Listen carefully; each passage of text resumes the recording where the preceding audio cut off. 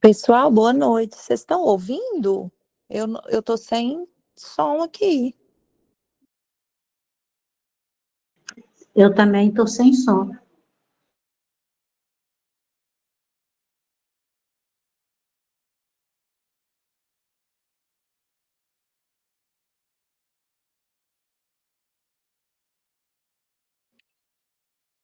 Parece que o microfone está desligado, né, Padre Bruno?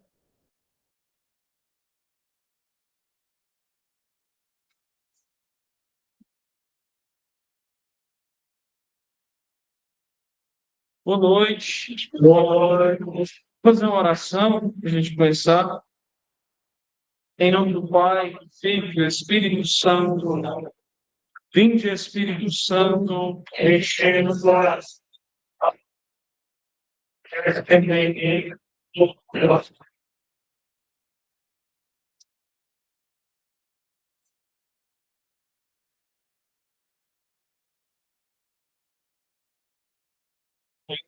Esses três histórias todas qual são você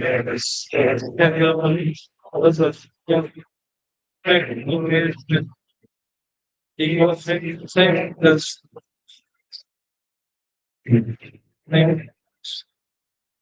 glória ao Pai, ao Filho e ao Espírito Santo. Em nome do Pai, do Filho e do Espírito Santo. Bom, fazendo uma retomada, antes de nós iniciarmos a temática da graça, da teologia da graça, da doutrina da graça, nós tratamos de Pelágio. E como vimos, Pelágio tem um otimismo em relação ao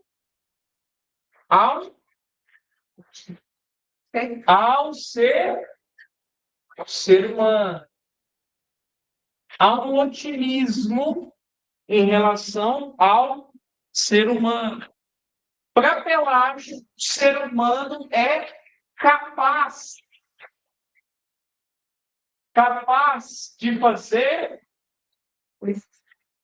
o bem. O ser humano é capaz de fazer o bem. De modo que, para Pelágio, a liberdade humana, ela tem um papel decisivo na salvação. O homem se salva à medida que ele orienta a sua liberdade para o bem. Como que se dá a salvação para Pelágio? Na medida que o ser humano orienta a sua liberdade para o bem. Mas, dentro deste contexto, qual o papel do sacrifício de Cristo? Se a salvação se dá num movimento da liberdade que se orienta para o bem, qual o papel e o valor do sacrifício de Cristo para Pelágio? Cristo é apenas um bom exemplo. Então, qual é o papel de Cristo na salvação do ser humano? É apenas um bom exemplo. O ser humano se salva na medida que orienta a sua liberdade para o bem, imitando o exemplo de Cristo. Então, esse é o pensamento de Pelágio, resumidamente.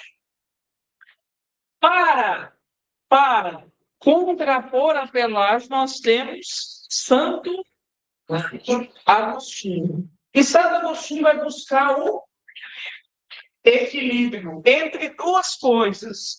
Quais são os dois elementos que Santo Agostinho pondera e busca estabelecer um equilíbrio? Liberdade e graça. Então, o pensamento de Santo Agostinho se orienta em estabelecer um equilíbrio entre liberdade e graça. Tanto que uma frase muito importante de Santo Agostinho é que a liberdade humana vai até certo ponto. Depois vem o auxílio da graça divina e amplia o seu raio de ação. A liberdade humana vai até certo ponto. Depois, o ser humano conta com o auxílio da graça divina que amplia o seu raio de ação. Entre liberdade e graça, para Agostinho, há alguma oposição? Não. Liberdade e graça não se opõem. Liberdade e graça se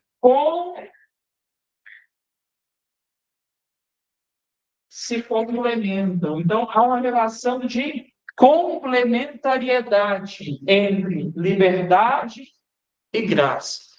Percebem que há um equilíbrio em Santo Agostinho? Depois nós temos, se Pelágio é otimista, se Agostinho busca um equilíbrio, nós temos Lutero, que vai cair num pessimismo. Para Lutero, o ser humano é mau por natureza. O ser humano é mau.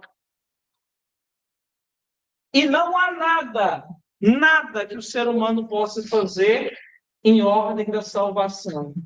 Então, não há valor algum das obras para Lutero. Tanto que, além do sola gratia, tem outro sola. Sola fide, só a fé. Então, qual o papel das obras na salvação? Qual o papel das obras na salvação? Nenhum. O que basta é a fé. Só a fé. De modo que não há nada que o ser humano possa fazer em ordem da salvação, porque o ser humano é mau. Com o pecado, o ser humano passou do livre-arbítrio para o servo-arbítrio. Está vendo que há um pessimismo no pensamento de Lutero. E Lutero equipara duas coisas: pecado original e concupiscência. Para nós, doutrina católica, pecado original é a mesma coisa que concupiscência? Não. Não. Para Lutero é a mesma coisa. Qual o papel do batismo para Lutero? O batismo serve para alguma coisa? O batismo serve só para uma coisa: para ressaltar que eu sou pecador. Então, o batismo ressalta o meu pecado. É para ressaltar o pecado. É para isso que serve o batismo, nada mais. E aqui alguns conceitos importantes. Eu disse que pecado original é diferente de concupiscência.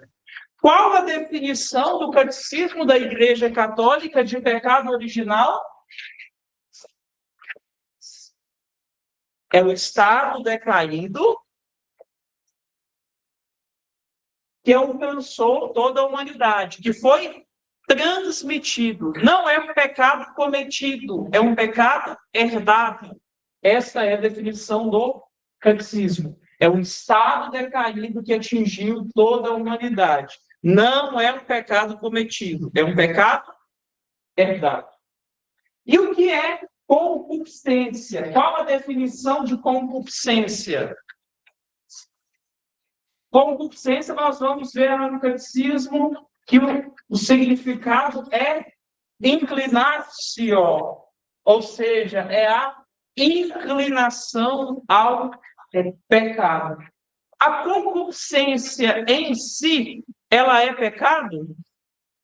Não, não. A concupiscência em si, ela não é pecado. Ela é pecado na medida que eu consinto. Porque o pecado é um ato da... O pecado é um ato da...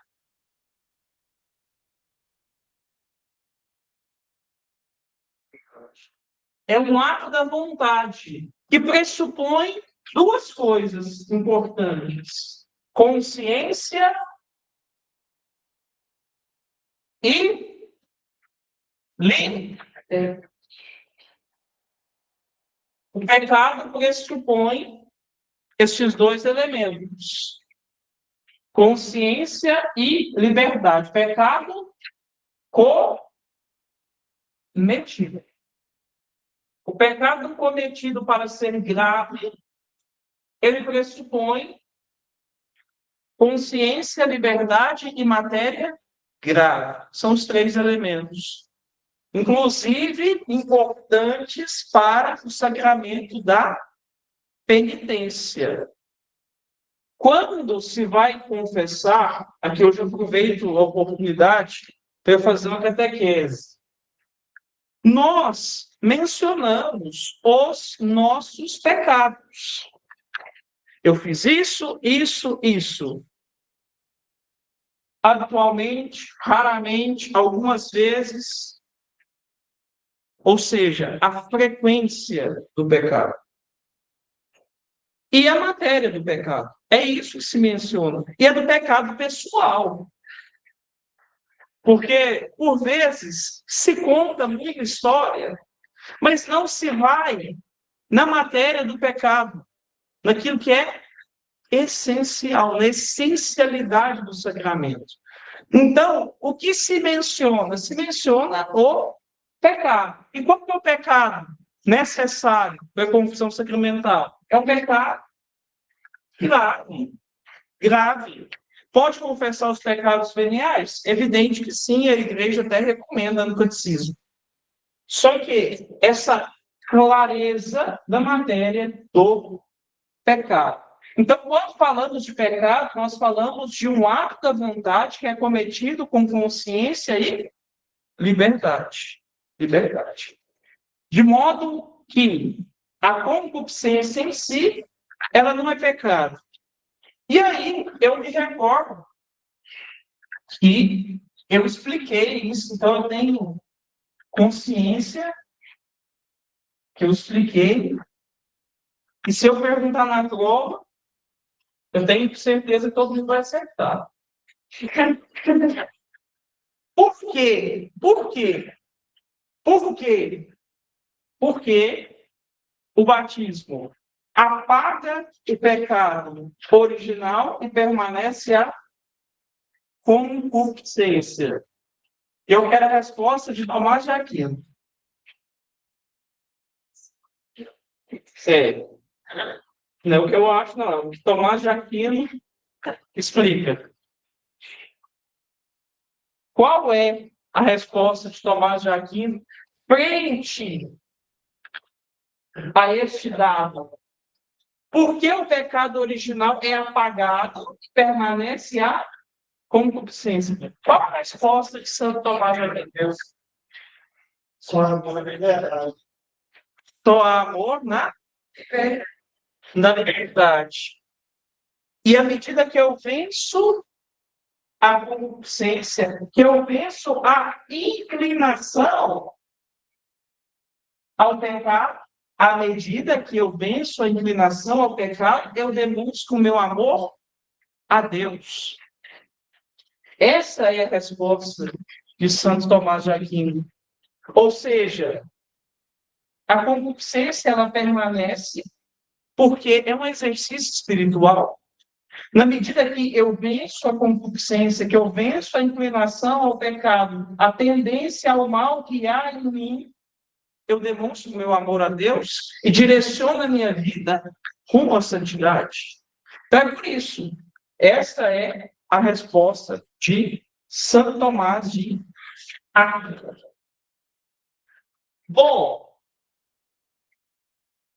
e frente à reforma protestante, nós tivemos o Concílio de Trento. O Concílio de Trento. O Concílio de Trento, que ocorreu no século XVI, e foi uma resposta à reforma protestante. Qual é o objetivo do Concílio de Trento? É uma reafirmação doutrinal. É uma reafirmação doutrinal. Quais são os elementos descritos nos cânones conciliares do Concílio de Trento? Primeiro, é que o pecado original afeta todo o gênero. O pecado original afeta todo o gênero humano. Toda a humanidade é atingida pelo pecado original. Qual é o remédio para o pecado original? É o batismo. O batismo é o remédio para o pecado original. Para Pelágio, voltando lá em Pelágio, porque agora teremos um elemento que é um contraponto ao pensamento de Pelágio. Para Pelágio, o que tem papel decisivo na salvação? O esforço do homem. O esforço do homem. Qual é a resposta do Concílio de Trento? O ser humano necessita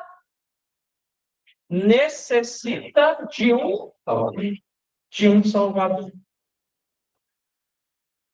O sacrifício de Cristo, então, tem um papel decisivo na salvação do ser humano.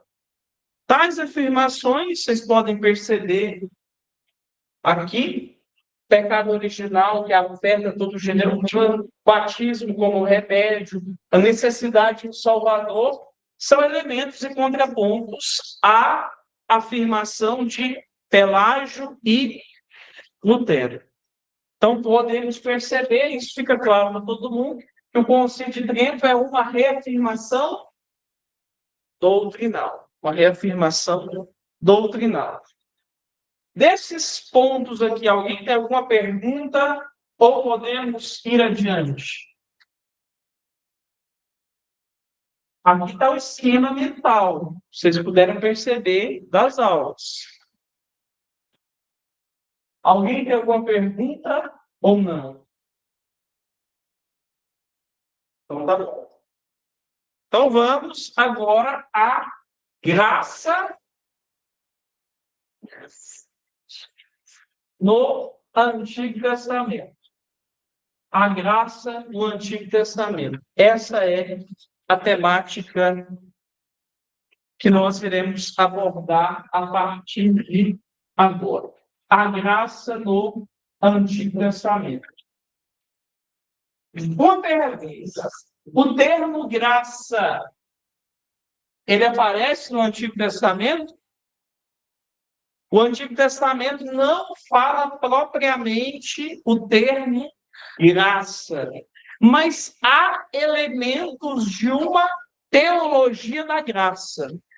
Ou seja, embora não haja o termo explicitamente, termo graça, há elementos de uma teologia da graça. Quais são os dois elementos de uma teologia da graça que nós encontramos no Antigo Testamento? A identidade de um Deus que é Salvador. O Deus de Israel, o Deus revelado ao povo de Deus, é um Deus Salvador. É um Deus que elege para salvar, que faz uma aliança para salvar, que envia seu Filho para salvar.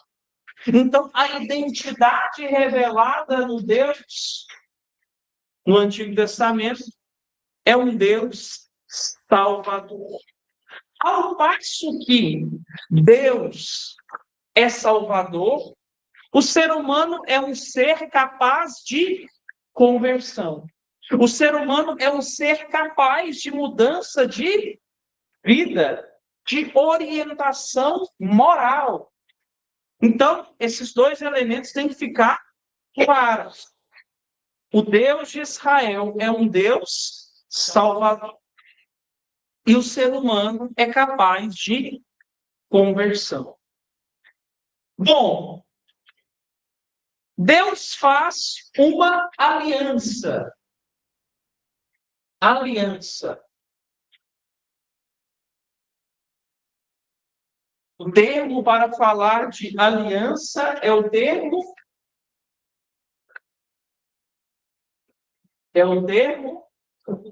berit. Este é o termo para falar de aliança. Mas toda aliança, ela supõe uma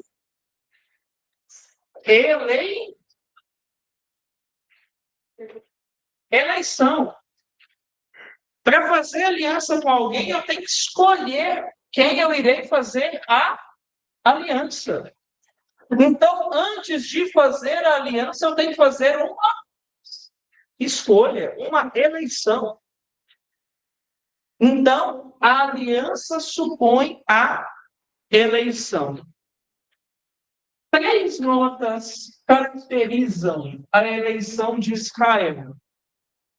A primeira delas é a gratuidade. A segunda nota que caracteriza a eleição de Israel é a funcionalidade.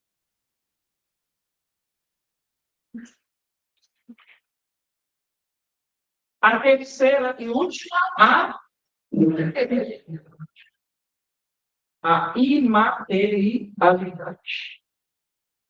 Então, gratuidade, funcionalidade e imaterialidade. Uma pergunta muito boa. Gratuidade, funcionalidade e materialidade. Bom, primeiro, a eleição, ela se baseia na gratuidade. Por quê?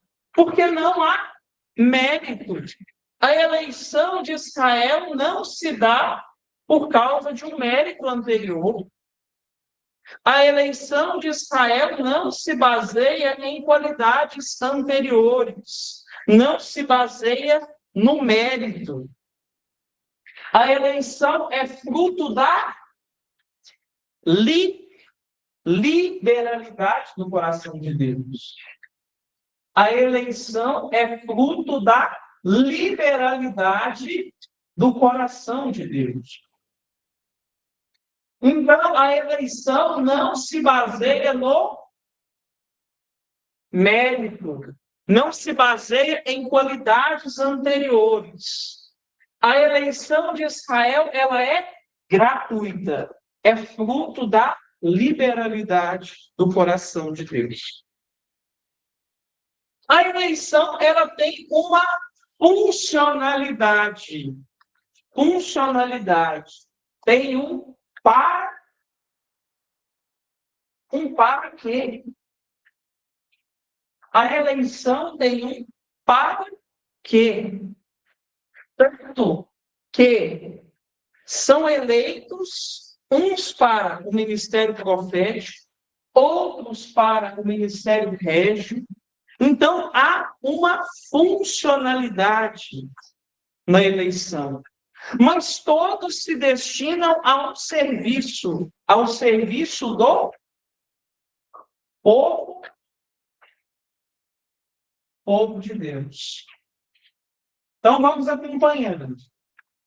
gratuidade, não se baseia no mérito, em qualidades anteriores de Israel, é fruto da liberalidade do coração de Deus. A funcionalidade é eleito para algo, é o para quê. Mas não, porque eu tô pensando em Para Eu gosto de servir a janta tá lá em cima da fogão. Olha lá o que você o quer. povo de Deus. E aí nós temos os diversos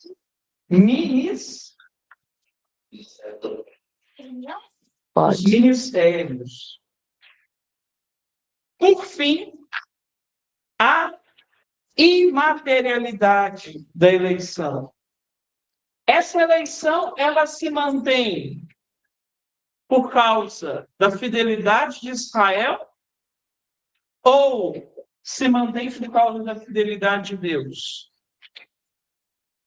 A fidelidade de Deus. A fidelidade de Deus. A eleição, ela se mantém por causa da fidelidade de Deus. Apesar da infidelidade de Israel, Deus permanece fiel. Esta é uma leitura corrente do Antigo Testamento. Vocês podem perceber e vislumbrar. A eleição se mantém por causa da fidelidade de Deus, não obstante as infidelidades do povo de Israel. Bom, este Deus que se revela, ele tem alguns atributos. Deus tem alguns atributos. Quais são os atributos de Deus que se revela para Israel? São quantos? Vamos na apostila? São 3. São 3. Libertador, santo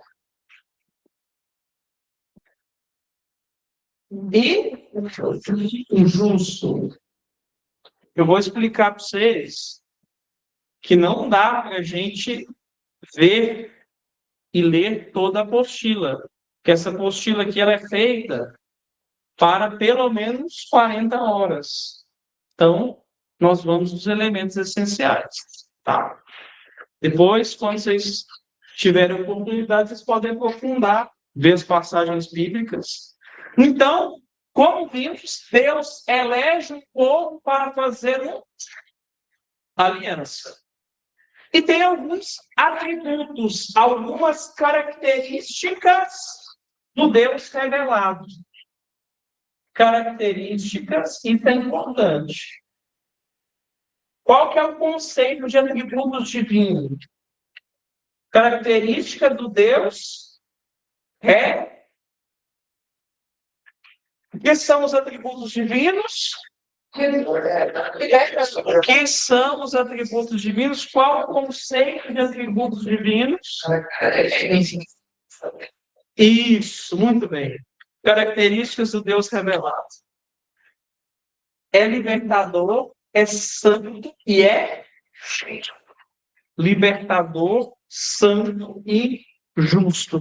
Então, essas são as características que remetem a Deus. Libertador, santo e justo. Bom, Israel foi eleito para ser libertado. A libertação que o povo de Israel tanto ansiava é uma libertação estritamente sociopolítica? Não. A libertação que o Deus revelado promete a Israel é uma libertação salvífica. Então, a libertação ela vai além de uma condição socioeconômica. A libertação, este Deus revelado que é libertador, quer salvar Israel. Além disso, este Deus revelado, ele é santo. Ele é santo. E o grande convite de Deus ao seu povo é participar da sua santidade. O Deus de Israel é um Deus que chama a participação na sua santidade. Por vezes, Deus será invocado como Kadosh. Kadosh, Kadosh, Kadosh. Santo, santo, santo. É justamente porque a língua hebraica, ela não tem o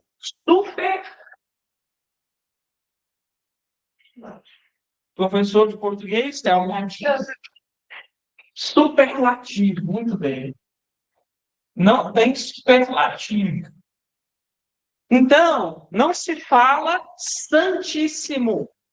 Se fala santo dos santos. Se fala 3 vezes santo. É justamente porque na língua hebraica não há essa propriedade que chamamos de superlativo. Então, os profetas chamam Deus de santo dos santos, ou 3 vezes santo, para reiterar essa característica de Deus, que Deus é santo. Além disso, este Deus, ele é justo. Então, Deus é libertador, promete uma libertação a Israel. Este Deus é santo e este Deus é justo. Então, estes são os atributos, as características do Deus revelado ao povo de Israel. Bom, além disso, falando da justiça divina, deste atributo de Deus, aqui tem uma questão que ela é importante. Quando falamos de justiça dentro do contexto da palavra de Deus, sobretudo da antropologia teológica, nós temos um termo que é sinônimo.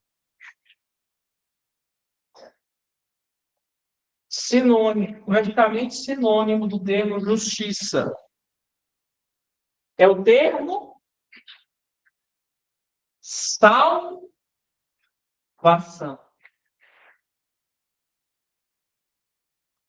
São praticamente sinônimos, justiça e salvação. Vocês já ouviram uma expressão recorrente nas cartas paulinas? Que o batismo nos justifica, que nós somos justificados pelo sacrifício de Cristo. Ou seja, nós somos salvos. A justiça nos é restituída. O que é a justiça divina? O que é a justiça originária? Esse conceito foi apresentado também. O conceito de justiça originária. Justiça originária é este princípio de santidade e harmonia que está no início da criação, antes do pecado original. Conceito de justiça. Justiça originária é o princípio, é a santidade, é o estado de harmonia e perfeição que o ser humano foi criado antes do pecado original. O que quer dizer com isso aqui? Justiça e salvação são sinônimos no contexto da antropologia teológica. Por quê? O que é a justiça de Deus? É o desejo que o homem se salve. A justiça de Deus é o desejo de salvação. E se estende a toda a humanidade. Por isso, esse binômio, justiça e salvação, está na apostila. Binômio, justiça e salvação se torna quase sinônimos. Estes dois conceitos. E aqui tem um ponto importante. Vocês se recordam, no ano de 2015 até o ano de 2016, o Papa Francisco, ele conclamou toda a igreja a um ano santo, o ano da misericórdia. É o ano da misericórdia. Bom, o Papa Francisco, então, conclamou toda a igreja a um ano santo dedicado à misericórdia. Bom, o que isso tem a ver aqui com essa relação? Depois, se vocês quiserem aprofundar, vocês vão ler um documento que chama Misericórdia Vultus. Lá no documento Misericórdia Vultus, que é justamente a bula de proclamação. Então, é a bula, é o documento que o Papa Francisco promulgou para conclamar a igreja ao ano da misericórdia. Como é que chama o documento? Misericórdia Vultus. Lá, o Papa Francisco, ele lança luzes, perguntando: o que é a justiça de Deus? Essa é a grande pergunta. O que é a justiça de Deus? O que é a justiça de Deus? E o Papa Francisco responde a essa pergunta, reiterando que a justiça de Deus é a misericórdia, porque nos oferece a certeza da salvação e da vida nova pelo sacrifício de Cristo. Então, o que é a justiça de Deus? A justiça de Deus é a misericórdia, porque nos oferece a certeza da salvação. E qual é o conceito de misericórdia? Qual é o conceito? A palavra misericórdia, ela se expressa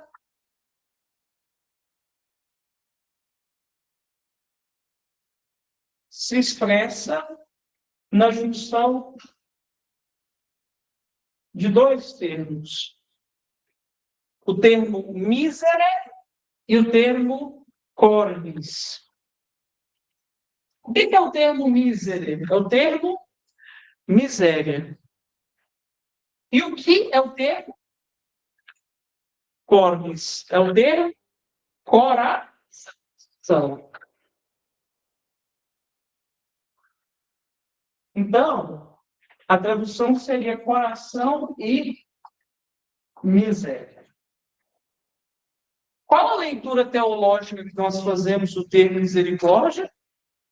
É o coração de Deus que passeia em meio às misérias humanas.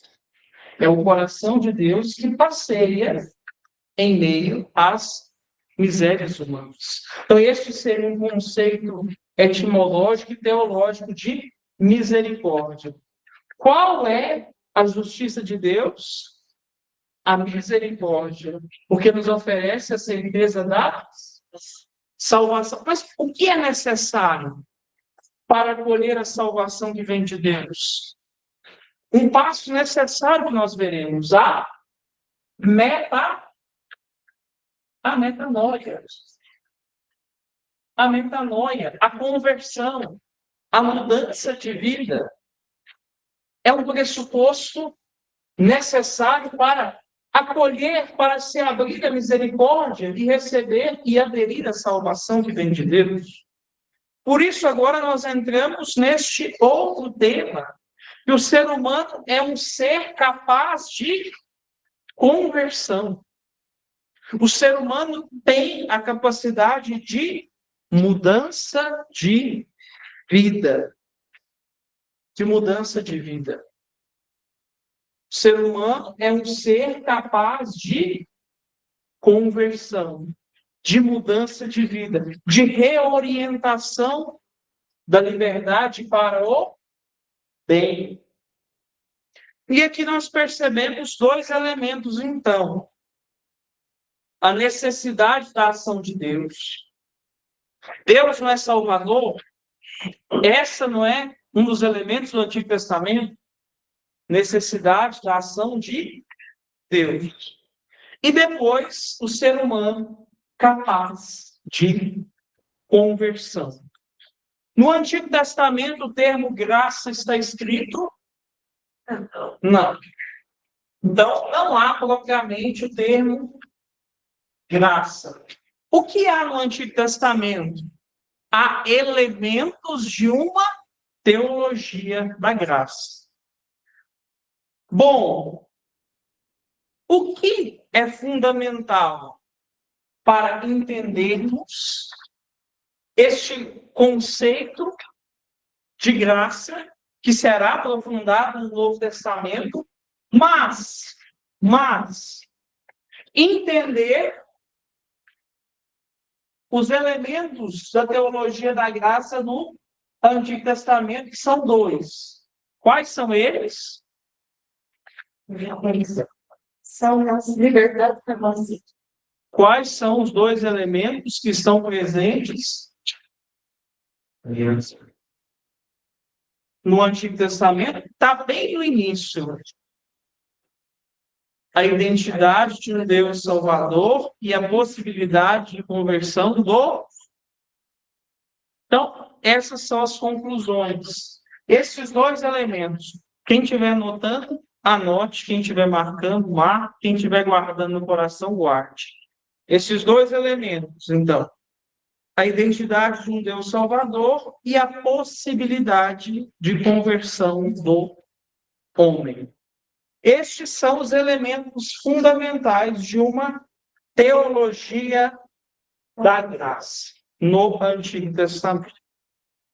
Bom, vamos retomando, que na próxima aula nós já iniciamos. Quais são, e estava até há pouco no quadro, as três notas que caracterizam a eleição? Gratuidade, funcionalidade e imaterialidade. Gratuidade, funcionalidade e imaterialidade. A gratuidade, qual que é a expressão e a explicação disso? É que a eleição não se baseia no mérito. É fruto da liberalidade do coração de Deus. A segunda, a funcionalidade. Os diversos ministérios são para o serviço do povo de Deus. Depois, a imaterialidade. A eleição, a aliança, ela se mantém pela fidelidade de Deus ou pela fidelidade de Israel? Se mantém pela fidelidade de Deus, não obstante as infidelidades. Quais são os atributos divinos, ou seja, as características do Deus revelado em Israel? Libertador, santo e justo. Libertador de quê? Libertador do povo de Deus. Libertador, sobretudo, salvífico.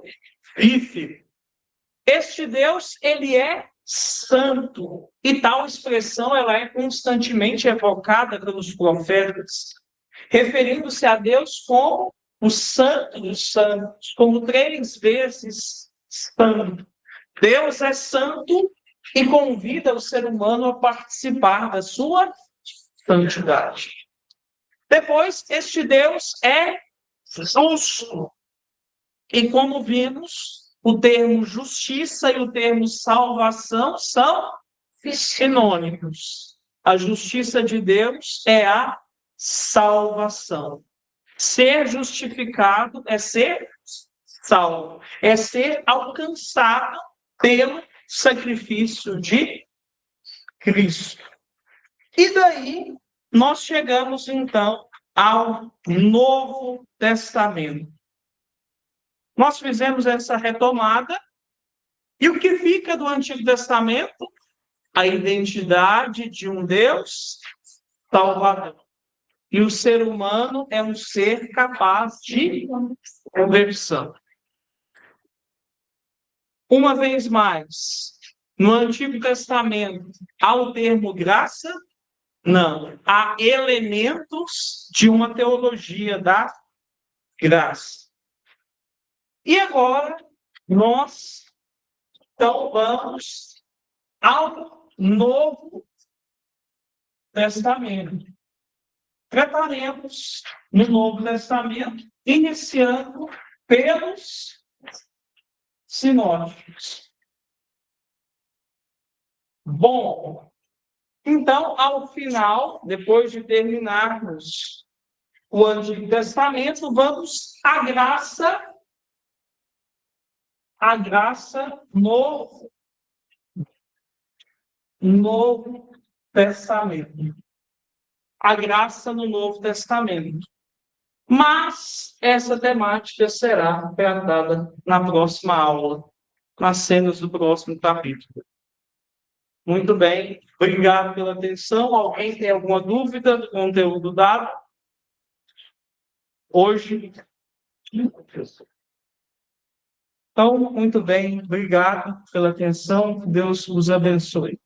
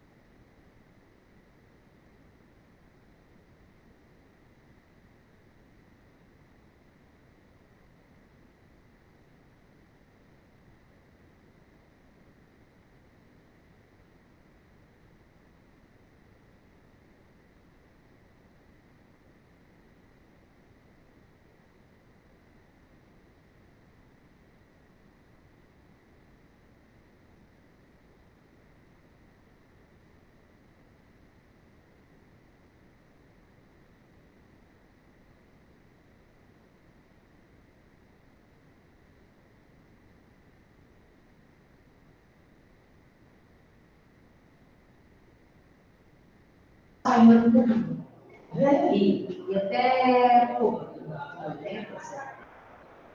Mas é de diocese, Caio? Não é o seguinte.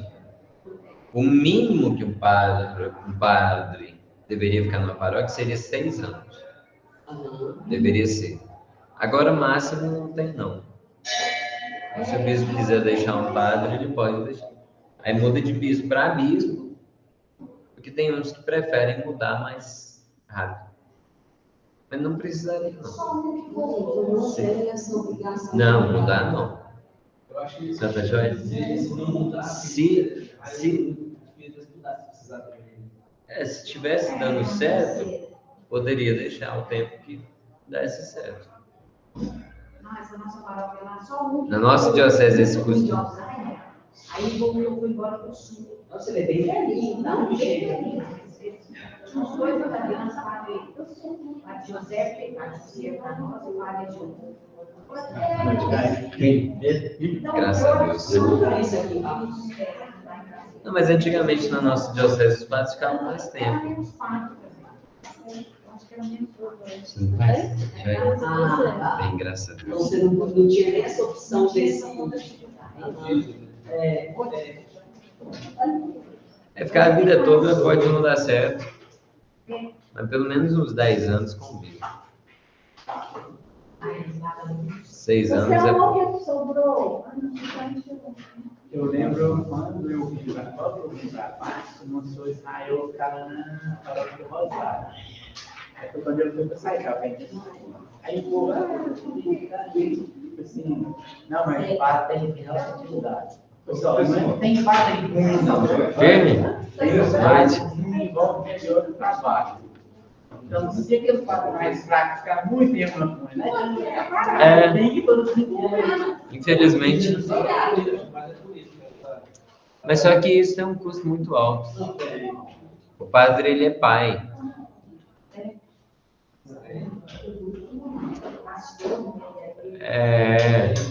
Pastor, para conhecer as ovelhas, ele leva tempo. Maria, tá joia? Bem? Mas, gente, que turma cheia, todo lugar certo. Muito tempo que eu não via isso acontecer.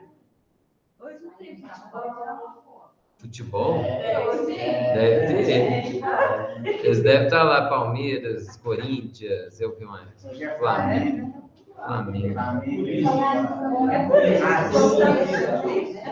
Não, tem flamenguista aqui não, né? Acho que não. Foi isso que eu achei. Tem corintiano aqui?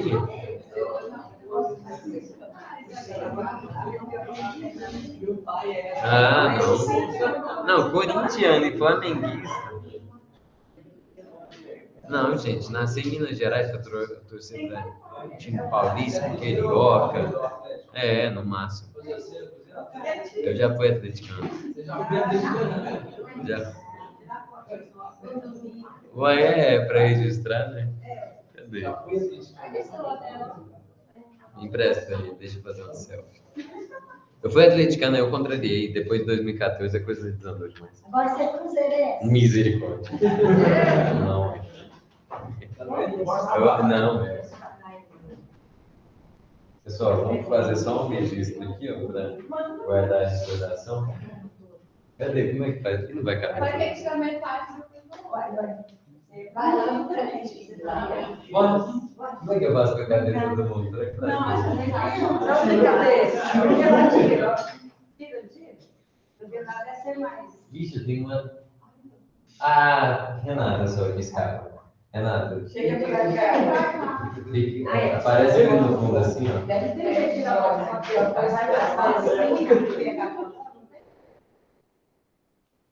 A gente tá ali.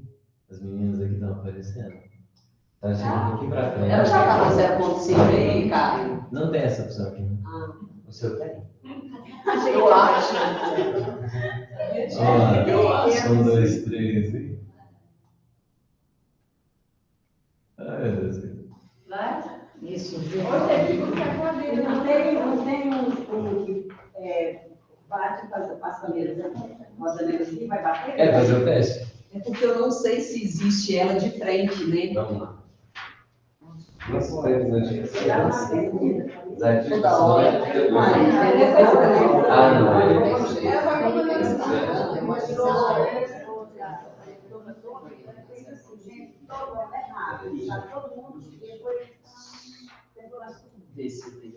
Se ela ainda continua.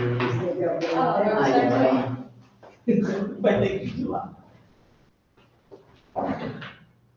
Ó, aqui, cadê? Todo mundo. 1, 2, 3 e. Que legal. Quem fez eu faço isso? O pessoal de casa sem entender nada, né? Pessoal, boa noite. É que aqui hoje temos muitos, quer ver? Deixa eu ver. Ó, a sala cheia. Dá um tchauzinho aí pro povo de casa. Aí. Aí eu fui até tirar uma foto, porque é um evento assim que a gente precisa registrar. Maria Aparecida, boa noite. Irene, Magali, Denise tá ali, Elizabeth, Ivonete, a Cleide, o Emílio. Salve, salve. Coloquei. Vou mandar a minha. Magali, Manda pra ele. muito bem. Petrina, Caio, depois você manda pro outro, da Marcela, que é o outro, né? ah, tá. É verdade, pode deixar. Nossa, é 2024, essa. Pessoal, página. Olha, nós não concluímos o sacramento da ordem aquele dia. O sino tocou, eu estava falando dos diáconos. Aí eu, muito obediente, parei na hora. Porque eu pensei o seguinte: a gente hoje pode passar pelo sacramento do matrimônio, página 84.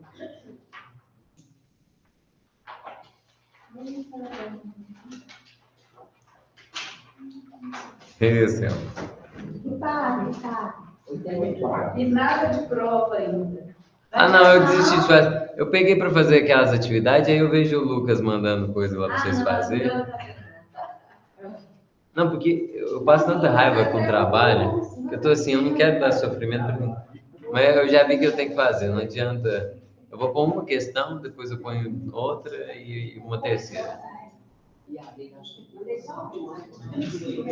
Ah, é porque na prática eu acredito que a gente aprende. Se você quiser aprender, você aprende. Agora, passar a atividade. Depois que existe inteligência artificial, eu não vejo mais sentido em atividade.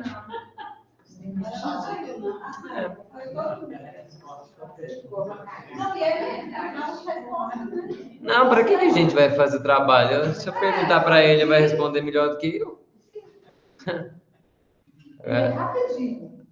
Se a nossa determinação não for aprender por realmente querer fazer o conhecimento existir dentro de nós, mas, pessoal, vamos ao matrimônio. Só que o que a gente ainda não fez, Magê?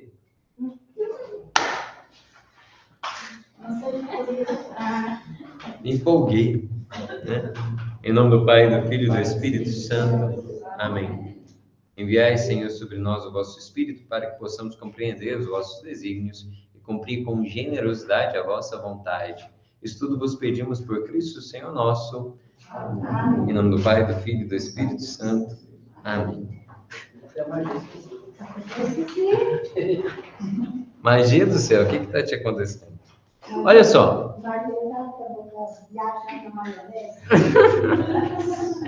Pessoal de casa, pessoal presente aqui. Eu estava dizendo que nós vamos precisar fazer umas revisões. E aí, por isso, o sacramento da ordem, eu não vou concluir ele hoje, porque faltavam poucas coisas. Então, quando a gente for fazer as revisões dos 3 tipos de sacramento, iniciação, cura, e da cura, vocês lembram que ainda faltam São dos Enfermos, ok? E a revisão dos sacramentos do serviço, a gente passa aquilo que às vezes precisa ficar mais claro. Combinado? Isso provavelmente semana que vem ou na próxima. De modo que aí hoje nós começamos o sacramento do matrimônio. Acontece o seguinte, o sacramento do matrimônio, inclusive em uma das partes do ritual do matrimônio, fala que a única bênção que não foi extinguida depois do pecado ou depois do dilúvio. Eu queria que a gente pensasse o seguinte, já que vocês estavam agora há pouco falando sobre concupiscência, pecado original, aquela história que às vezes a gente até já tinha comentado também, e agora está ficando mais claro em antropologia. Acontece o seguinte, a história da humanidade, ela é marcada por um desejo de Deus nos comunicar a sua vida divina. Combinado? Essa é a primeira realidade. E na obra da criação, ele nos fez a sua imagem, né? Vocês viram em antropologia, Gênesis 1, 27. Acontece que o ser humano, ele foi criado por Deus já em vista da comunhão. O ser humano, ele não existe individualmente. O ser humano existe como? Homem e mulher. Biologicamente, antropologicamente, espiritualmente, o ser humano foi feito para ser uma comunhão. Ok? Isso é reflexo de quem nós somos? Imagem. Deus, ele é sozinho? Ele é uno e trino. Ele é uma comunhão de amor. 3 pessoas, uma única substância. Acontece que o ser humano é criado à sua imagem. Nós carregamos em nós algo dessa comunhão que é própria de Deus. A nossa comunhão, ela pode se dar em uma vocação matrimonial, mas é claro que, em última análise, a comunhão é para ser plena com Deus. Ok? Acontece que, dentro do plano divino, o ser humano criado à sua imagem, homem e mulher, é cooperador de Deus na obra criadora. O homem e a mulher, quando se unem no ato conjugal, eles dão espaço para que a ação de Deus se torne efetiva, se torne eficaz. Por isso é que o primeiro mandamento que existe na Bíblia é qual?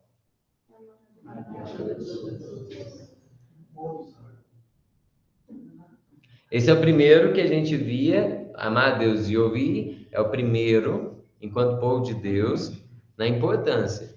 Mas qual o primeiro mandamento que aparece na Bíblia? Boa. Multiplicar, sede fecundos. Interessante, né? A ordem que Deus deu para a humanidade foi essa: crescer e multiplicar. E aquela que não fez, não engravida, em vez de nascença. Ah, não, sim, mas é um dado circunstancial, né? Porque natureza humana é procriativa.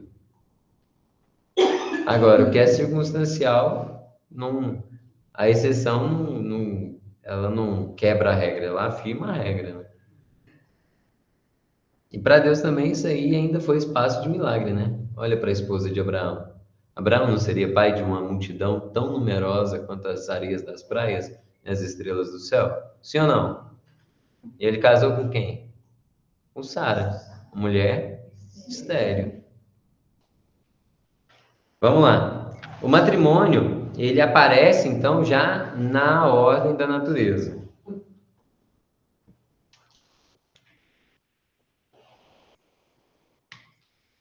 Página 84. Davi, lê pra gente esse primeiro parágrafo. O texto mais antigo que conhecemos sobre o casamento monogâmico, podemos dizer que é de Gênesis capítulo 2, versículos 21 a 24, do século X a.C.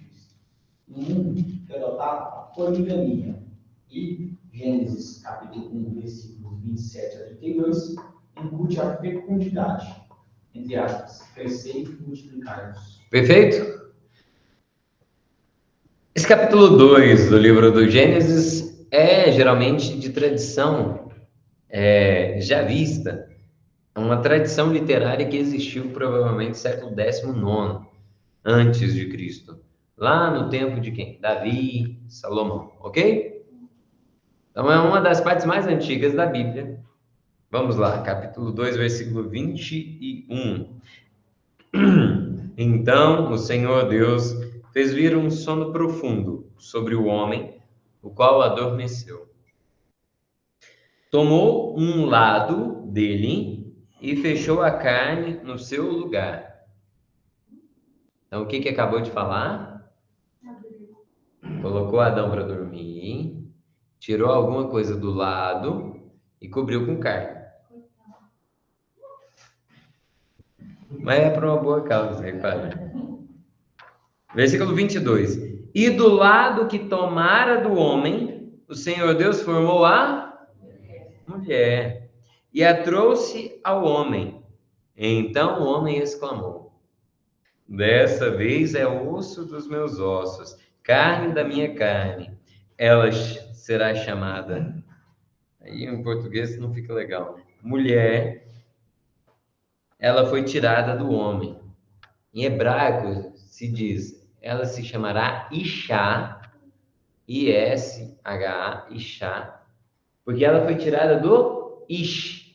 Homem, em hebraico, é Ish. Mulher é aquela que foi tirada do homem, Ishá. Viu que em hebraico faz sentido?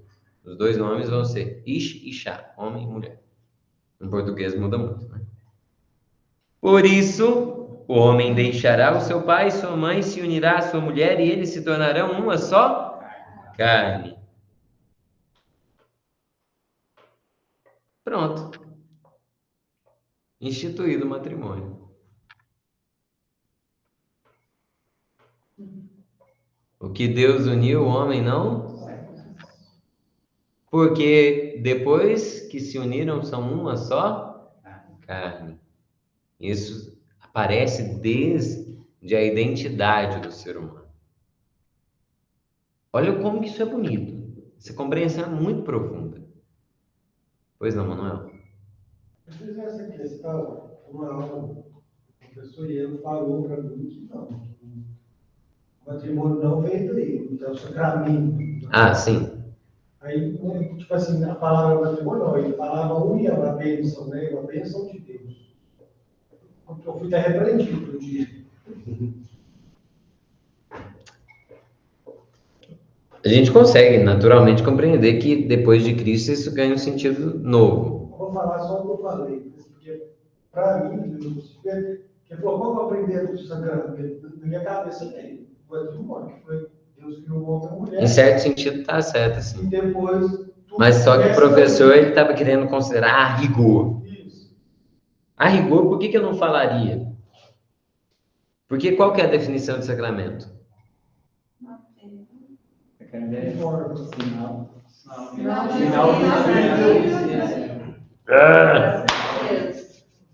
Que é isso, gente? Isso aqui foi brincadeira, né? Sinal visível de uma graça. Então, a rigor, eu estou falando de um sacramento lá nos primórdios da humanidade? Não. Mas eu não posso negar que ele já exista, né? Então, está claro. Dentro do plano divino, ele já era concebido desde o princípio.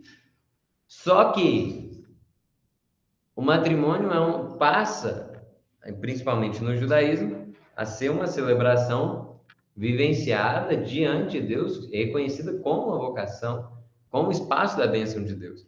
Então, à medida que o tempo passa, se evidencia o caráter sobrenatural da graça que Deus concede.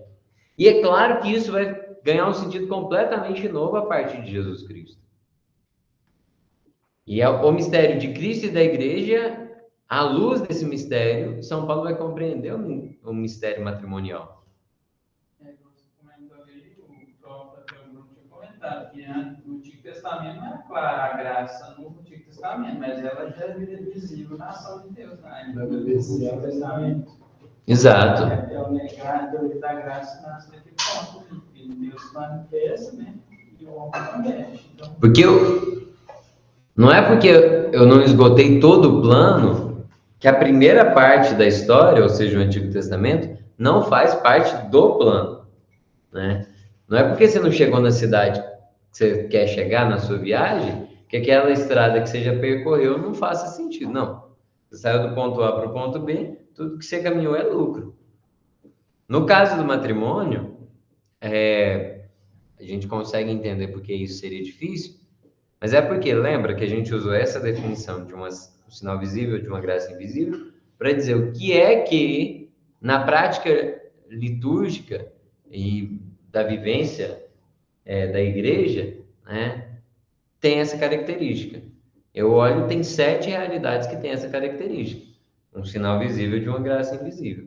O sinal visível do matrimônio é o quê? O vínculo conjugal. O vínculo, no caso, o homem e a mulher que se unem, é o sinal visível. De uma graça, o quê?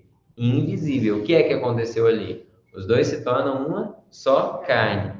É claro que aqui eu tenho que fazer uma observação. Carne, a gente está falando de, poxa, cara, mas eu não vejo isso. Eu vejo uma pessoa e outra pessoa, e quando eles saem da igreja casados, eu continuo vendo duas pessoas. Mas aqui, carne, a gente está tomando no sentido do núcleo do ser. Entende que aqui ninguém pensa, eles se tornam uma só, anexou uma na outra. Não, a gente entende. Está falando de tornar uma só carne, não está falando de uma só alma. É como se fosse só uma parte do ser que se une. É como se falasse um só coração, entende? O que é o coração para a Bíblia? É o núcleo do ser, entende? O núcleo do nosso ser. Isso faz sentido? O que é o ser humano? Não é alguém que tem um corpo e tem uma alma? E para a Bíblia, onde é que as duas coisas estão entrelaçadas, unidas? No coração. E para nós também. A gente consegue pensar com clareza, né? Onde estiver o seu coração, aí estará o seu tesouro. O que isso quer dizer? Que é o meu coração aqui, o miocárdio, né? Com o ventrículo direito, esquerdo, os átrios? Não. A gente está falando do núcleo do nosso. Tranquilo? Essa união, ela passa a existir. E acontece o seguinte. Porque vamos lá. Vamos pensar na celebração do matrimônio. Existem duas pessoas, né? O Joaquim e a Elizabeth, né? O Joaquim e a Elizabeth, eles se conheceram, viram que os planos de vida eram parecidos, resolveram se unir em casamento e vão diante de Deus pedir a bênção matrimonial. Então, eles vão assumir diante de Deus e diante daquela comunidade uma aliança. E aí, eles vão precisar serem fiéis à palavra dada, de serem fiéis um ao outro, na alegria, na tristeza, na saúde, na doença, até que a morte os separe. Não perguntou só se um gostava do outro, perguntou se eles estavam dispostos a serem fiéis. É bom que gostem, mas o que realmente importa é se está disposto a ser fiel, que aí é muito mais sério. Porque gostar, você gosta de sorvete, gosta de feijoada, de pudim. Agora, ser fiel, tudo bem. Até aquele momento em que eles deram sim e aconteceu aquela celebração, nós temos ali um matrimônio ratificado.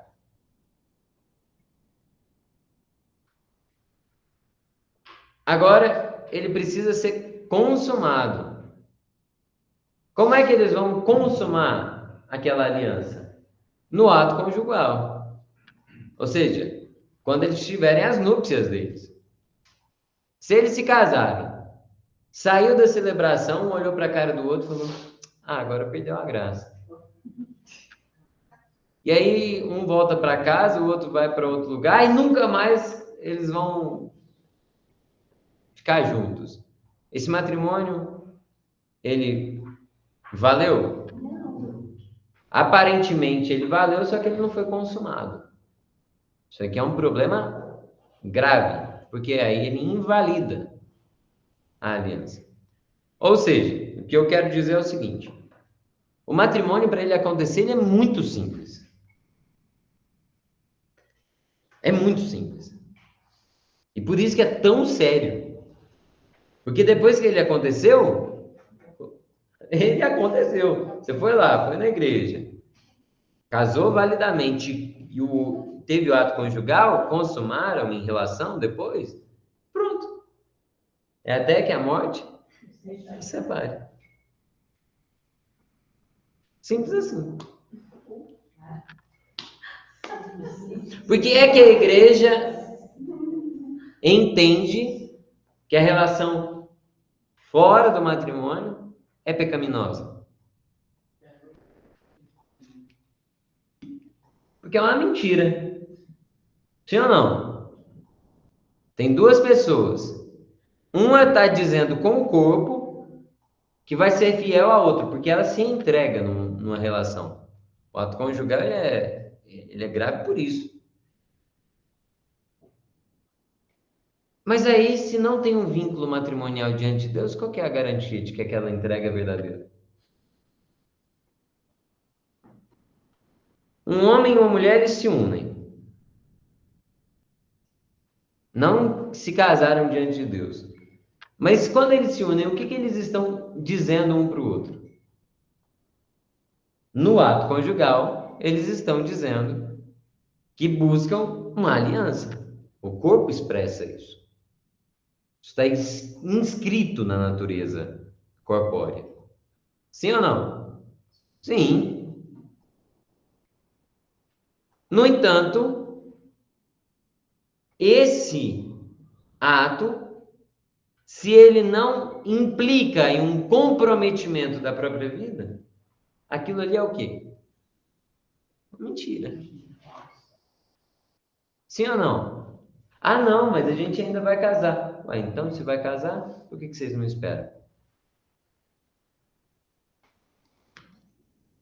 Cara, outro dia eu vi uma pessoa falando, eu não sei se é assim, tipo, uma história, se realmente aconteceu, eu acho que isso não sei se é, eu acho que não seria válido. O cara falou assim que, né, cerca de 50 anos atrás, que ia ter um casamento na comunidade rural, era na hora da missa, para marcar o casamento. Aí, por atrasar a consequência lá, os dois não chegou a tempo da missa lá. Depois, quase estava indo embora, eles que chegaram. Ah, né, vem, né, atrás e tal. Aí, o padre estava indo embora, eles que chamam eles, não, vem cá, debaixo de uma árvore lá e fez o casamento dele. Isso é certo, eu falo, sei lá, qualquer coisa. Bom, mas se tivesse testemunha ali, assim. Não, mas o senhor entende que essa quantidade de elementos que o senhor me deu não dá para eu dizer se é válido ou se não é válido. Eu acho que seria válido. Não, assim, se eles fizerem os votos, né, contrair a aliança mesmo, né, der o consentimento e teve a testemunha, né, valeu. Mas Foi só não, os dois, depois de ir embora já. O padre estava indo embora e encontrou com ele. Isso é a história que conta, né? não, Isso é mas uma coisa do padre. aí não dá nem para acreditar, né? Ué, eu acho assim, se o padre realmente fez isso... eu Não, sei. se o padre fez e tiver feito, o padre sabe fazer casamento. Se ele fez certo, mas tá me cheirando muito estranho. Pode falar, mano. Mas todo sacramento, todo não, né? O matrimônio, eu já ouvi falar também que só pode ser dentro da Assembleia, só dentro do templo. Dentro da igreja. Pode ser Eu já ouvi falar isso. Se o bispo permitir, pode ser fora. O que isso significa? Se pode ser de um jeito, mas com a permissão dele pode ser de outro, então a gente está falando não de validade ou invalidade. Nesse caso, seria licitude ou ilicitude. Pode ter sido um sacramento válido, mas ele foi ilícito. E foi muito ilícito. Tem um monte de coisa ilícita aí. Não. Tem que ser testemunha, tem que... Não precisaria, no mínimo, de testemunha, precisaria. Se só o padre e os dois, não dá para acreditar. Pode, aí pode. Mas isso aí não deve ser verdade, não, né? A pessoa falou, uma pessoa... Falou rindo. Não, foi sério mesmo. Falou assim, e aconteceu isso lá na comunidade, assim, e o pai estava indo embora, não, vem cá, vou casar vocês aqui. Mas nada justifica isso, não, mano. Então, assim, a coisa de antiga, cada ponto aumenta um ponto. Né? Não, mas a coisa no começo já tá errado. Chegar no final não dá certo, não. Tá bom. Pessoal, vamos lá. Nos livros dos profetas, o matrimônio é tomado como imagem da aliança de Deus com o seu povo. E no Novo Testamento, a aliança de Cristo com toda a humanidade através de... Pronto. Aí para dizer das duas dimensões que aparecem nas Escrituras. Inclusive, um dos profetas que a gente vê isso mais é Osés, está até citado. O povo vai ser tomado no Antigo Testamento nesse sentido, de pertencer a Deus, de ter uma aliança com Deus. Êxodo 12 em diante, evento da Páscoa, é Deus separando aquele povo para ele. Capítulo 19 e 20 é o quê? Aliança e lei. Aliança. Característica do matrimônio. Vamos lá. Estou aqui com a Bíblia na mão e tem 73 livros aqui dentro. O primeiro, ou melhor, do primeiro ao último livro, a gente está falando. Essa história sagrada é a história de um matrimônio.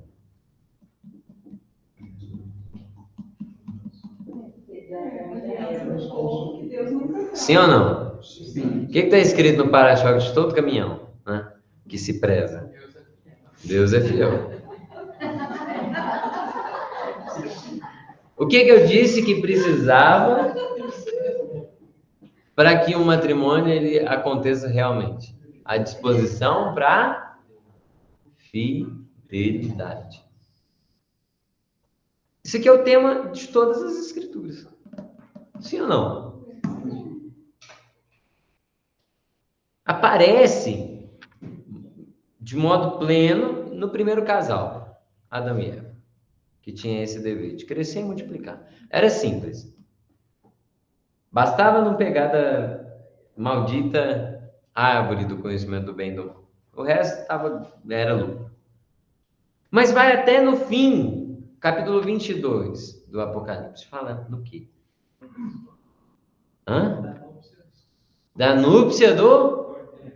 A esposa que diz ao cordeiro, Maranata. Ou Maranatá. Vem, Senhor Jesus. Enquanto a noiva não se encontra definitivamente com o cordeiro, ela vai vivendo aquilo que é possível nessa terra, né? Em cada Eucaristia, em cada Santa Missa.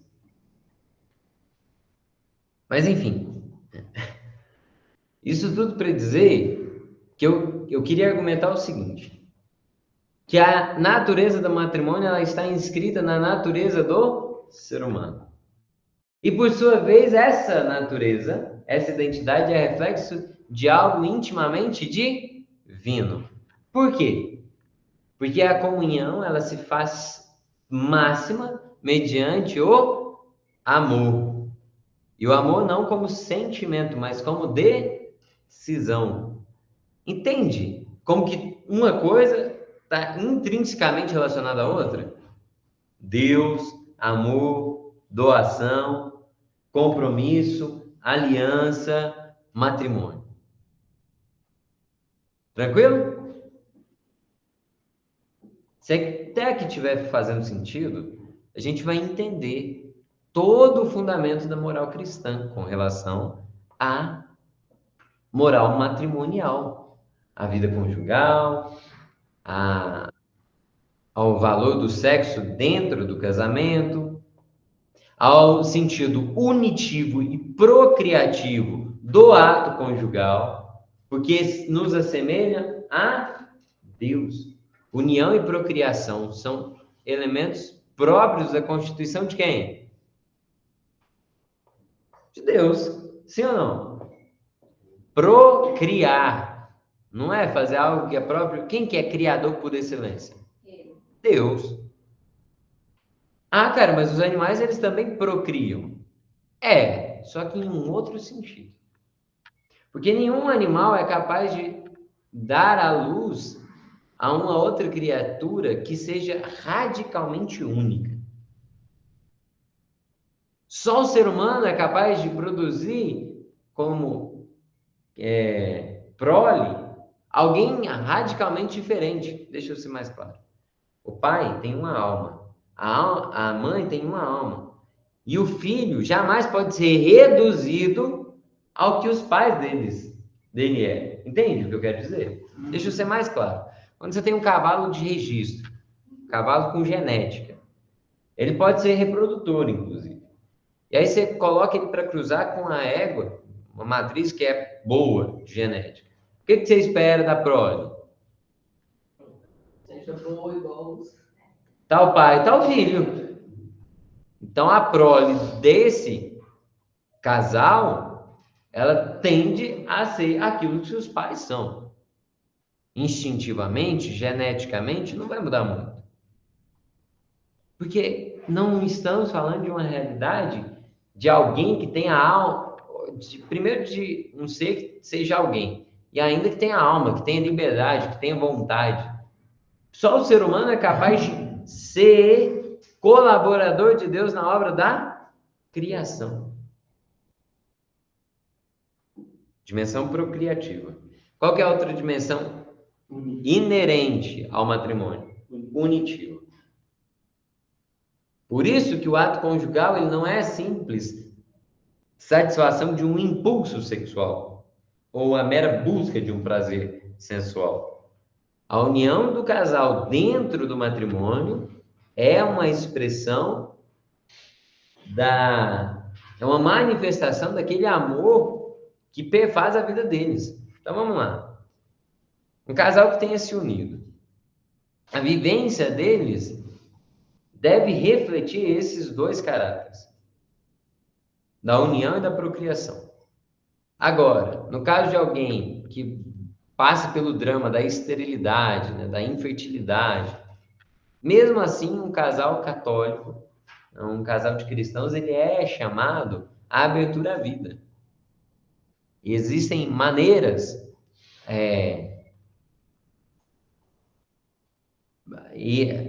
vamos lá. Um homem maduro, uma mulher madura, é a pessoa que entendeu que ela foi colocada no mundo para doar a própria vida. Se é uma mulher e um homem que tem a possibilidade de gerarem filhos biologicamente, louvado seja Deus, e vão viver a oferta assim. Se não, o que não falta é espaço para que eles possam doar a própria vida. A maternidade e a paternidade se vive efetivamente assim, na doação da própria vida. Por isso que o padre ele é chamado de padre. Significa pai. Né? Essa paternidade ele vai viver na ordem da graça, principalmente, numa paternidade espiritual. Mas o que um padre ele faz pela comunidade dele? Se doa. Aquilo ali não é profissão, não é trabalho.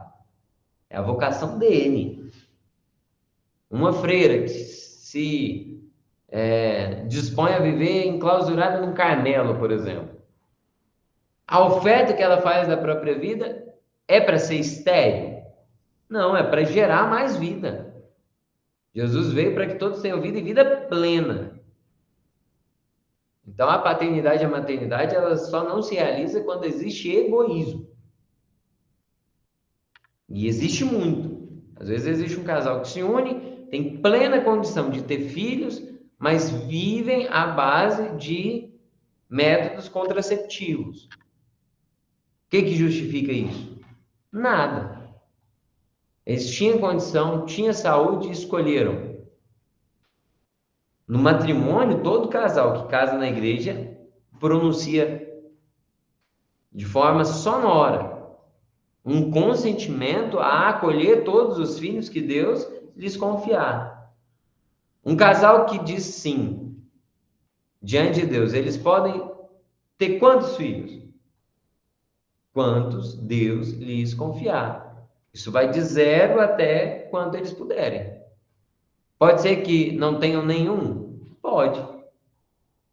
Isso quer dizer que Deus está punindo aquele casal? Definitivamente que não. Eles têm meios para assumirem uma paternidade ou uma maternidade? Sim. Inclusive, existe a possibilidade da adoção. Agora, um outro casal que tem a possibilidade, eles podem ter mais filhos? 3, 4, 5 filhos? Podem. Eu, particularmente, tenho muitos amigos, casais de amigos. Eu quero um dia fazer uma tabela, assim. Uma porção de casal de amigos e, às vezes, casais jovens. Se casaram com essa determinação. Não, eles vão trabalhar para ter uma vida digna. Não vai dar luxo para os filhos. Mas alguns já têm 3 filhos, 4. Aí, se eu não ficar esperto, daqui a pouco eu não acompanho e eu já não lembro o nome dos meninos. Aí, isso é escândalo para o mundo hoje. Ah, mas como que fulano vai ter mais um filho? Né? Um afilhado que eu tenho, Ele está com 1 ano e pouquinho. E ele já está esperando o irmãozinho, né? A mãe está grávida, daqui umas semanas, ele vai ter o irmãozinho dele. Ué, o casal casou. Disse sim. Os dois têm saúde. Está tendo condição. Porque eu também não estou falando que abertura à vida signifique Como é que chama o termo? Providencialismo? Aquela crença de que você pode ter quantos filhos for, que cada filho vem com um pão debaixo do braço. Não, não é isso. Porque a moral matrimonial no catolicismo supõe responsabilidade. Né? Responsabilidade. Só que hoje a abertura à vida escandaliza tanto porque numa casa que tem 2 crianças já parece muito. Por quê? Porque os pais têm que se dedicar. Aí não, eles não querem. Eles querem colocar um celular na mão da criança. Eu cheguei aqui para dizer o seguinte. Existe no matrimônio um elemento que é constitutivo do ser humano e constitutivo de Deus. O matrimônio aqui na Terra, ele é uma preparação para uma santidade de vida que vai se consumar onde? Então, a mulher que, como eles perguntaram para Jesus, a mulher casou com ele morreu, não teve filho, teve que casar com o irmão, teve lá uma porção de marido aqui na Terra, ela vai ser esposa de quem no céu? Jesus falou, no céu é diferente, aqui na Terra o jogo é assim, lá é outra dinâmica, né? Deixa eu explicar, vai ser igual anjo, né? Não vai se casar nem se dar em casamento, porque todos serão plenamente unidos a Deus. Então o matrimônio ele tem um caráter que é próprio da nossa vida aqui na Terra. Assim como a fé. Lá no céu eu vou precisar ter fé? Não. A gente tem fé enquanto está aqui na Terra. Eu aqui, Deus não está plenamente unido a mim. Agora no céu eu preciso de fé? Alguém? A fé é como se fosse uma esperança. Tem esperança, você já está lá sem esperança. Exato. Lá não vai ter nem fé nem esperança. O que é o único dom que permanece no céu? A única virtude? O amor. Até aqui está fazendo sentido? Sim. Por que eu estou gastando tempo nessa dimensão? Porque a moral cristã, ela é fundamentada nessa compreensão. Não é numa compreensão moralista. Porque eu espero que vocês sejam capazes de realmente dar respostas satisfatórias para o mundo. De por que é que a Igreja Católica, em pleno século XXI, continua dizendo, né, aberta e claramente, que o cristianismo é uma religião que acredita na família, acredita na dignidade da vida humana, reconhece que os filhos são dom e bênção de Deus e acredita na fidelidade conjugal. Isso aqui tudo é escândalo para o mundo. Ah, cara, mas eu acho exagero, né? O casal lá casou, eles já tá com 3 meninos. Esse mundo corrido. Não, as coisas, eu fico assim, você vê que o gato mostra o rabo é quando a pessoa fica super incomodada que um casal tá com mais filho e não fala nada, dos outros parentes tudo, que tá vivendo uma vida completamente desorientada. O Joãozinho que tá lá afundando na maconha, ninguém lembra dele, acha bonito. Aí o outro que tá tentando viver uma vida decente, o infeliz que já teve não sei quantas namoradas e nunca assume um relacionamento porque é irresponsável, ninguém fala nada.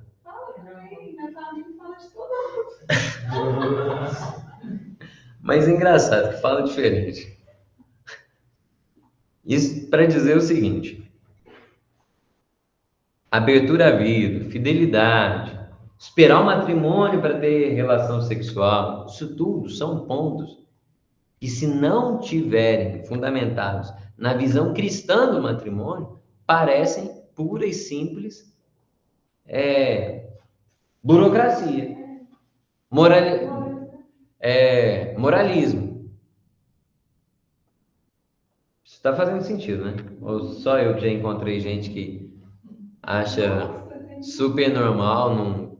Ah, não, cara, mas depois casa, vai que dá errado. É melhor morar antes, né, junto.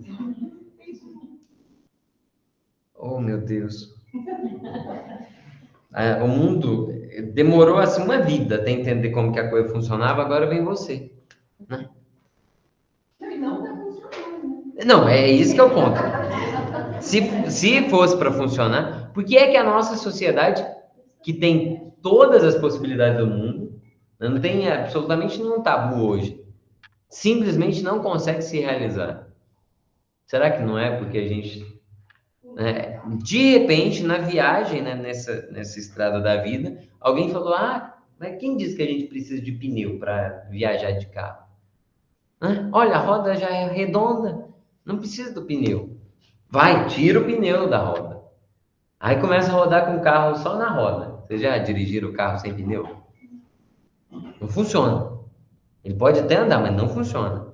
Ah, não, mas quer saber? Eu acho que tem coisa demais. Vamos tirar o volante. O mundo hoje é exatamente assim. É um carro sem pneu, sem roda nem volante. Quem que é o volante que deveria existir na sociedade? Deus. Só tá, não tá menos pior ainda, porque ainda tem o motor. A hora que não tiver motor também. Né? O que eu quero dizer com isso? Vamos pensar. Primeiro, depois da compreensão do sacramento do matrimônio, a gente vai ter que ter clareza. Qual é o sentido do namoro, do noivado e do matrimônio? Tendo consciência dessa realidade, a gente entende a sacralidade do matrimônio. E quando eu falo de sacralidade do matrimônio, para a gente encerrar, vamos lá. Quando eu falo de Eucaristia, é fácil, né? Eu penso na hóstia consagrada. Aquilo ali é um sinal visível de uma graça, é Deus para a gente. No matrimônio, o Joaquim, que se casou com a Elizabeth, na casa deles, na vida deles, quem que é Deus? Um é o sinal de Deus pro outro. Então, o marido que gasta tempo com a esposa, ele pode fazer aquilo de consciência tranquila. Porque ele deu um sim diante da comunidade e diante de Deus. A esposa que se oferta pelo marido, ela pode ter tranquilidade, porque o marido é sacramento de Deus para a esposa. A esposa é sacramento, ou seja, sinal visível da graça invisível pro marido. Depois disso tudo que eu falei, faz sentido a gente pensar em divórcio? Se a gente tivesse entendido bem o que isso tudo significa? Por isso que o mundo não faz ideia do que é o matrimônio. O divórcio hoje no mundo é permitido. No Brasil já tem lei, já é legislado. Você pode se divorciar. Isso faz sentido? Realmente? Não estou nem falando religiosamente. Não. Porque um dia você prometeu uma fidelidade que no fim das contas era uma mentira. Eu não estou desconsiderando todo o drama da vida matrimonial e daqueles relacionamentos fracassados, que dão errado. Eu estou dizendo que se os dois agiram de boa fé, assumiram uma aliança que era para toda a vida. Sim ou não? Muito obrigado. Nós vamos encerrar por aqui. Na próxima aula, a gente continua matrimônio e depois nós vamos concluir os que restam ou fazer as revisões. Combinado? Ó, mês de outubro acabando. Daqui a pouco o Papai Noel tá aí pelejando para passar na chaminé da churrasqueira, né? Então vocês ficam firmes. Pessoal de casa, tchau, tchau. Com Deus.